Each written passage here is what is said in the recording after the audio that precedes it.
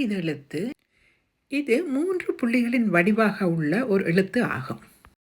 இது மற்ற எழுத்துகளின் வடிவிலிருந்து வேறுபட்டு இருப்பதால் இதை தனிநிலை என்றும் கூறுவர். இது ஒரு சொல்லின் முதலிலும் இறுதியிலும் வராது.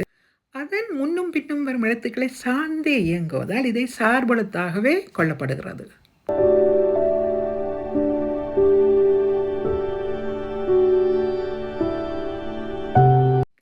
தமிழ் எழுத்துக்கள் மொத்தம் 247 என்பதை நாம் அறிவோம்.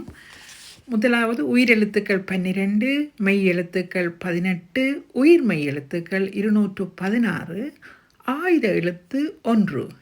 நாம் இவற்றை ஒன்றாக கூட்டும்போது தமிழ் எழுத்துக்கள் 247 என்பதை காண்கின்றோம்.